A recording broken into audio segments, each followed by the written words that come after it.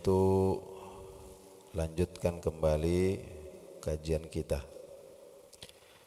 masih tentang pembahasan hal-hal yang dikecualikan. Subuh kemarin kita sudah jelaskan bahwa dari kategori maitah atau bangkai itu ada dua yang dihalalkan oleh syariat kita. Yang pertama adalah bangkai hewan laut, jadi binatang-binatang yang hidup di laut. Itu meskipun ada yang namanya mirip-mirip ya dengan yang hidup di darat. Kita sering dengar ada namanya anjing laut, ada babi laut, singa laut dan lain-lain sebagainya. Nah, itu semuanya halal untuk dikonsumsi, baik soiduhu yang diperoleh dengan cara diburu, atau ta'amuhu yang sudah menjadi bangkai atau yang mati dengan sendirinya. Itu semua halal. Kemudian yang kedua yang dikecualikan adalah belalang. Ya, belalang ini ya boleh ya dimakan langsung ya dalam keadaan sudah mati. Kemudian pengecualian selanjutnya itu adalah bukan zatnya yang dikecualikan, tetapi ada faktor yang lain. Jadi ada faktor situasi dan kondisi, namanya halatud darurah. Jadi kondisi terpaksa itu mustasnatun, juga termasuk pengecualian. Kullu hadhil muharramatul mazkurah ya. Jadi semua hal-hal yang diharamkan yang disebutkan di atas itu innama hiya fi halatil ikhtiyar, itu berlaku dalam keadaan normal. Nah, dalam keadaan standar lah ya. Amma darurah, nah, adapun keadaan darurat atau keadaan terpaksa itu falaha hukmuha, maka itu punya hukumnya sendiri ya. Jadi Allah Subhanahu wa taala ya, setelah menjelaskan apa-apa yang diharamkan, innama harrama alaikumul maitata waddama wa lahmal khinzir dan seterusnya itu, kemudian Allah mengatakan famanitturra ghaira bagin wala adin fala itsma alaihi innallaha ghafurur rahim. Jadi famanitturra, barang siapa yang terpaksa memakannya, jadi terpaksa makan bangkai, terpaksa memakan sembelihan yang disebut nama selain Allah Subhanahu wa taala, ghaira bagin, padahal sebenarnya dia tidak mau ya.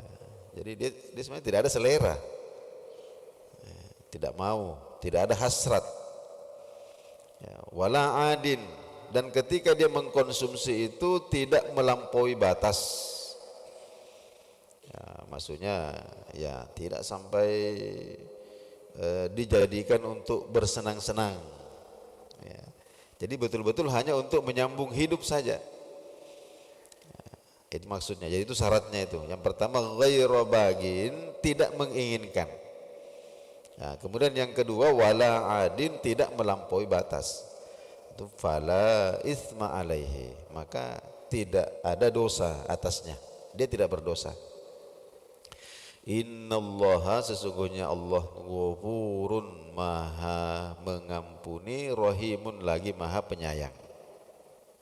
Nah, cuma yang perlu dicatat di sini adalah kata-kata terpaksa ini berlaku itu hanya pada dua hal. Satu disepakati oleh para ulama kita, dan yang satunya lagi itu ulama kita berbeda pendapat ya. Yang disepakati darurat itu adalah dalam masalah makanan. Ya, dalam masalah makanan itu para ulama kita sepakat bahwa yang dimaksud dengan darurat di situ adalah dalam masalah makanan. Bi ayya udduhul ju, bi ayya udduhul ju, yaitu ada orang yang sudah sangat kelaparan. Bagaimana batasannya? Haddadahu ba'dul fuqaha, di antara pakar-pakar fikih itu memberikan batasan bahwa bi ayyamurra alaihi yaumun wa lailah. Jadi sudah berlalu sehari semalam, sudah berlalu 24 jam, dia belum mendapatkan makanan yang halal. Tidak ada makanan yang halal. Ya, itu batasannya. Jadi sudah berlalu 24 jam, wala yajidu ma yakuluhu, dan dia tidak menemukan makanan illa hadhil at'imatil muharramah, kecuali makanan-makanan yang distatuskan haram ini. Ya, adanya cuma bangkai, sudah 24 jam. Nah, falahu ayyatana wala minha, maka dia diperbolehkan untuk mengkonsumsi yang haram itu ma yadfa'u bihi darurah, sekira cukup untuk menghilangkan bahaya. Itu bahaya kematian yang disebabkan oleh kelaparan.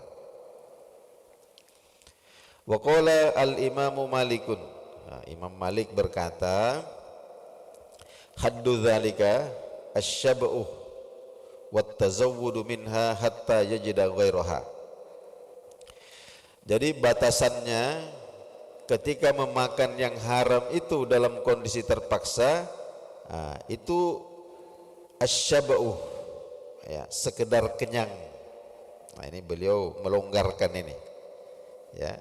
Jadi beliau membolehkan sampai kenyang, wat tazawwudu minha, bahkan boleh menyimpan. Nah, Imam Malik ini membolehkan, silahkan dimakan sampai kenyang, kemudian simpan sebahagian hatta yajida ghairaha, dan dia boleh mengkonsumsi itu terus menerus sampai dia menemukan yang halal. Wa qala ghairuhu, adapun selain Imam Malik, artinya ini mayoritas ulama kita mengatakan la ya'kulu minha, dia tidak diperbolehkan untuk memakan yang haram itu illa ma yumsikur rumqah, ya, kecuali untuk mempertahankan hidup. Nah, jadi istilahnya sekedar mengisi perut untuk mempertahankan hidup. Jadi mayoritas ulama tidak membolehkan sampai kenyang, ya. Wala'alla hadza huwa adh-dhahir min qoulihi ta'ala ghairu bagin wala adin. Nah, inilah yang dimaksud dari makna zahir firman Allah Subhanahu wa taala, ghairu bagin, ya, tidak menginginkan, wala adin, dan tidak melampaui batas. Apa yang dimaksud dengan ghairu bagin?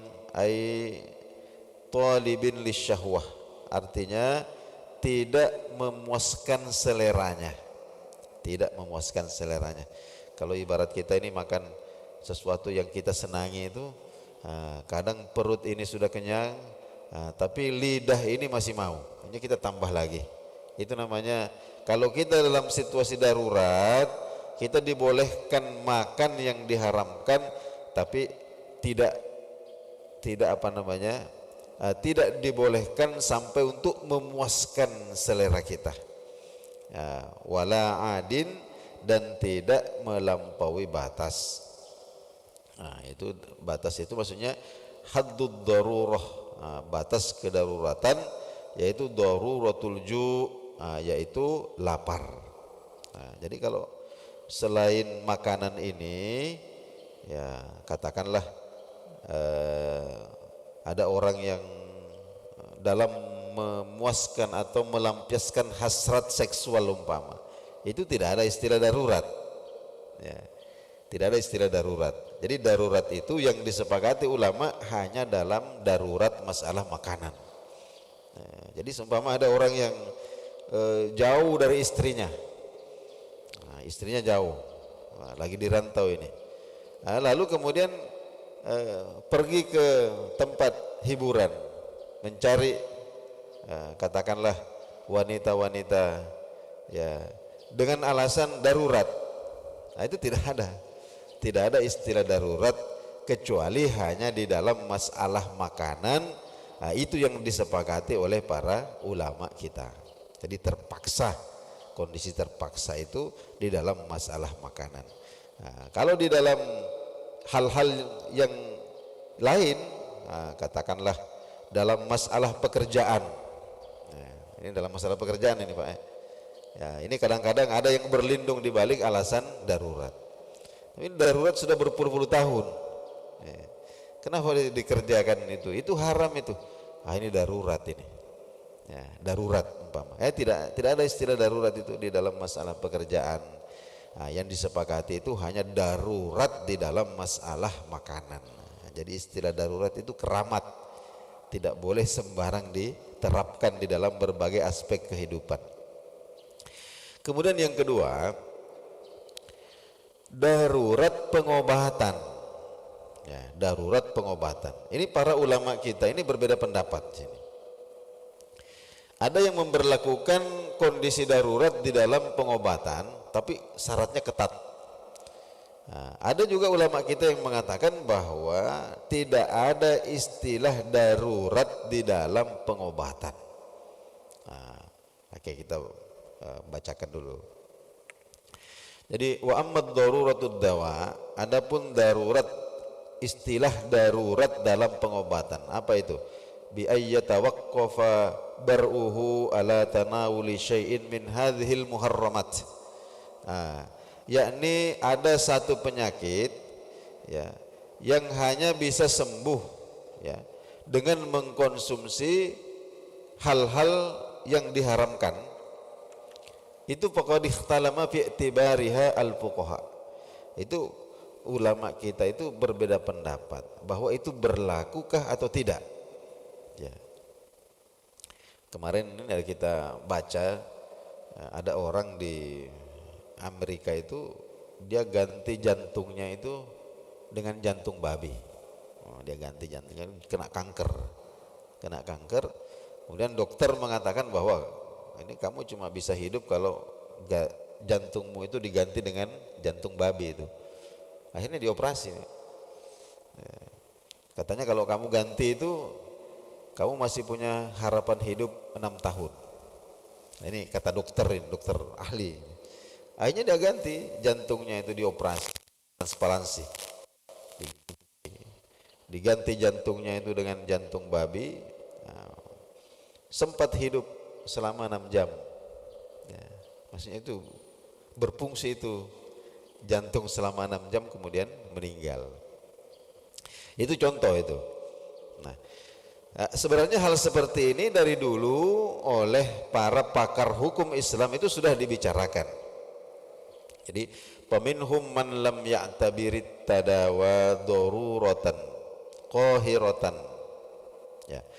Di antara para ulama itu ada yang berpendapat bahwa pengobatan itu ya bukanlah satu kondisi yang bisa memaksa seseorang sehingga dibolehkan mengkonsumsi yang diharamkan. Ya. Apa dalilnya? Dalilnya adalah hadis Nabi sallallahu alaihi wasallam. Innallaha, sesungguhnya Allah, lam yaj'al syifaakum, ya, itu tidak menjadikan kesembuhan kalian fima harrama alaikum, pada apa-apa yang ia haramkan atas kalian. Ini hadis Nabi sallallahu alaihi wasallam tegas, diriwayatkan oleh Imam Al-Bukhari dari Abdullah bin Mas'ud bahwa Allah Subhanahu wa taala itu tidak menjadikan kesembuhan kalian di dalam apa-apa yang telah ia haramkan kepada kalian. Jadi maksudnya kalau kita berobat dengan sesuatu yang diharamkan Allah, tidak mungkin kita sembuh. Tidak mungkin. Kenapa? Karena Allah tidak menjadikan kesembuhan kita di situ. Ya. Itu dalilnya.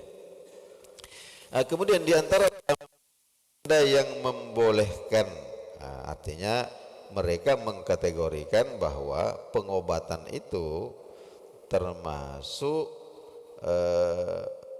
hal yang berlaku istilah darurat di situ. Apa dalilnya? Nah, ini juga ada dalilnya. Jadi wastadalla hadzal fariq ala ibahati hadzal muharramat littadawa. Dalilnya adalah pernah terjadi bi anna Nabi sallallahu alaihi wasallam, baginda Nabi sallallahu alaihi wasallam rakhasah li Abdurrahman ibn Auf fi lubsil harir wa Zubair ibn al-Awwam. Jadi ada dua sahabat Nabi, yang pertama Abdurrahman bin Auf, kemudian yang kedua Az-Zubair bin Awwam radhiyallahu anhuma. Mereka ini terkena penyakit kulit. Penyakit kulit, katakanlah semacam kurapkah atau kudis, ini sangat gatal gitu, terkena semacam jarob. Jarobun itu penyakit yang menyebabkan kulit itu sangat gatal. Sehingga Nabi kemudian membolehkan keduanya memakai sutra untuk pengobatan. Jadi ada yang merekomendasikan, jadi untuk mengobati penyakit itu dia harus sehari-hari itu pakai kain yang terbuat dari sutra, pakai kain sutra lah gampangannya. Maka kemudian Nabi membolehkan, ya oke sudah kalian pakai ma'anah yihi an lubsil harir. Padahal ya Nabi Shallallahu Alaihi Wasallam secara umum itu melarang laki-laki itu memakai sutra. Tapi ada kasus bahwa Nabi pernah membolehkan itu kepada dua orang sahabatnya sebagai pengobatan, ya, karena mereka berdua ini terkena penyakit kulit itu. Makanya mereka masuk. Akan tetapi ini yang perlu kita catat ini. Kita menetapkan darurat itu ada syaratnya. Jadi tidak boleh karena prasangka kita sendiri atau omongan orang. Ya. Jadi umpama kita, wah saya ini sudah lama ini saya sakit sesak napas. Terus ada yang bilang, wah saya itu dulu juga begitu. Terus saya makan daging kucing itu, wah harus sembuh. Ya. Ini siapa yang bilang ini? Ini orang yang bilang, bukan dokter. Jadi orang. Wah ini kemudian dia pakai juga. Wah ini tidak sembarang seperti itu. Ada syaratnya. Jadi ar-rukhsah fi tanawulid dawa muharram. Jadi dispensasi syariat, ya, tentang bolehnya mengkonsumsi yang diharamkan dalam rangka pengobatan itu disyaratkan, ada syaratnya. Kalau syarat ini tidak terpenuhi ya tidak boleh. Yang pertama ayyakuna hunaka khatarun hakikiyun, ya, ala sihhatil insan idza lam yatanawal hadzal dawa. Jadi ini harus alasannya itu harus meyakinkan betul bahwa kalau tidak mengkonsumsi yang haram itu betul-betul nyawa seseorang itu terancam. Ini kita harus yakin betul. Jadi betul-betul itu yang dipertaruhkan nyawa. Jadi bukan sekedar untuk memelihara kesehatan. Jadi ada orang yang mengkonsumsi khamar itu sedikit, cuma satu sloki setiap pagi, bukan sakit, apa? Hanya untuk memelihara kebugaran. Itu tidak boleh. Karena ini harus betul-betul nyawa yang dipertaruhkan, satu. Yang kedua, alla yujada dawaun ghairuh. Tidak ditemukan obat lain minal halali yang halal yaqumu maqamah, yang bisa katakanlah menggantikan fungsinya. Jadi betul-betul sudah kita cari tidak ada kita temukan yang halal. Kemudian ayyasifa dzalika tabibun muslimun thiqatun fi khabaratihi wa fi dinihi ma'an. Nah, ini yang paling penting ini, bahwa pengobatan dengan menggunakan atau mengkonsumsi yang haram itu berdasarkan, ini dasarnya. Jadi bukan prasangka sendiri, bukan kata orang, tapi berdasarkan rekomendasi seorang dokter muslim. Ya, dokternya itu harus muslim satu, kemudian thiqah, bisa dipercaya. Artinya bisa dipercaya di dalam dua hal. Yang pertama fi khabaratihi, di dalam pemeriksaannya. Ini dokter ahli betul.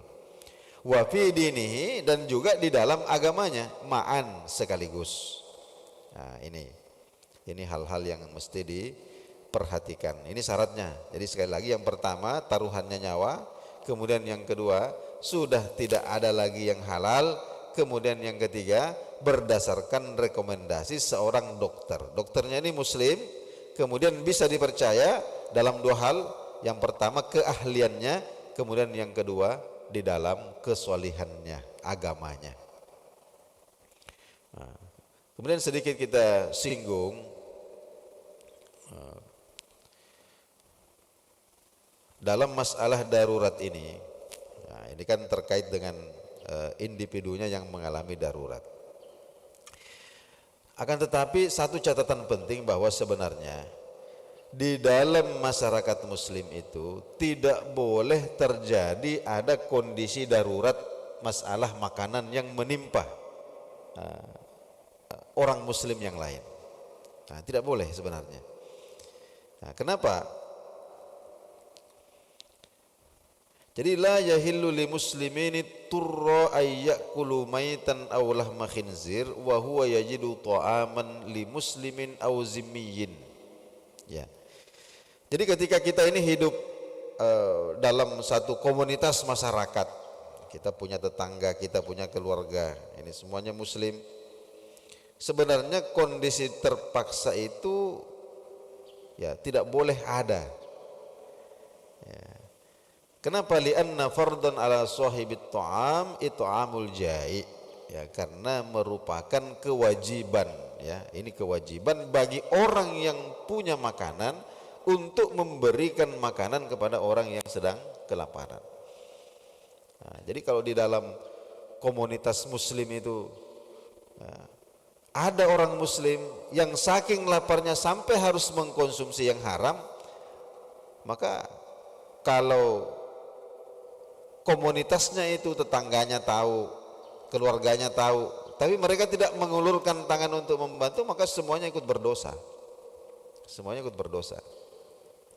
Bahkan kalau menurut Imam Ibnu Hazm, beliau membolehkan orang yang dalam keadaan kelaparan, ya, tidak punya makanan sama sekali, jadi untuk mempertahankan nyawanya itu dia boleh katakanlah memaksa, ya, dia boleh memaksa daripada makan bangkai. Ya, dia boleh memaksa orang untuk memberinya makanan. Ya, jadi katakan di sini fa in qatala, dan kalau fa in qutila, dan kalau dia terbunuh, jadi seumpama dia paksa orang, tolong berikan saya makanan, saya kemudian tidak mau diberikan sampai dia dibunuh gara-gara itu, maka orang yang membunuhnya itu wajib untuk membayar kisos. Ya, wajib untuk membayar kisos. Ya. Kenapa demikian? Li'annahu mana haqqan. Kenapa? Karena dia menahan hak daripada saudaranya. Ya, dia menahan hak daripada saudaranya itu.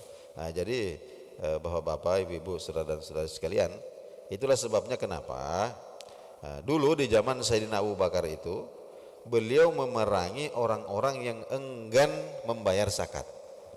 Jadi zaman Sayyidina Abu Bakar itu kan banyak orang muslim, ya, orang muslim terutama dari yang tinggal di luar Madinah itu sudah tidak mau lagi bayar zakat. Ya, alasannya kenapa? Karena Rasulullah sudah wafat. Nah, sedangkan yang berhak untuk menarik zakat itu hanya Rasulullah menurut mereka itu waktu. Maka Sayyidina Abu Bakar kemudian memerangi mereka. Memerangi. Kenapa? Karena mereka ini tergolong orang yang menahan hak saudaranya. Jadi di dalam harta mereka itu ada hak saudaranya, ada hak orang-orang miskin, ada hak-hak orang fakir. Kemudian mereka enggan untuk menyerahkan. Maka kemudian Sayyidina Abu Bakar perangi mereka. Nah, makanya Ibnu Hazm itu mengatakan bahwa ketika ada seseorang yang betul-betul tidak punya makanan, ya, yang ada ini hanya yang diharamkan, dan dia hidup di tengah-tengah komunitas masyarakat orang Islam, maka sebenarnya tidak berlaku kondisi darurat itu untuk memakan yang haram. Nah, dia dibolehkan untuk memaksa, minta baik-baik. Kalau tidak dikasih baik-baik, paksa. Kalau sampai dia memaksa kemudian terbunuh, maka orang yang membunuhnya itu wajib untuk membayar kisos. Kenapa? Karena mereka menahan apa yang menjadi hak daripada saudaranya di dalam. Itu sampai dibicarakan yang seperti itu di dalam fikih ini. Baik, bapak-bapak, ibu-ibu, saudara-saudara sekalian, itulah dahulu kajian kita subuh hari ini. Kita akan lanjutkan pekan yang akan datang. Kita akan masuk pada materi tentang az-zakatus syar'iyyah, ya, penyembelihan yang sah menurut syariat. Kita akhiri dulu sampai di sini dengan sama-sama membaca doa kafaratul majlis. Subhanakallahumma wa bihamdik asyhadu an la ilaha illa anta astaghfiruka wa atubu ilaik. Wassalamualaikum warahmatullahi wabarakatuh.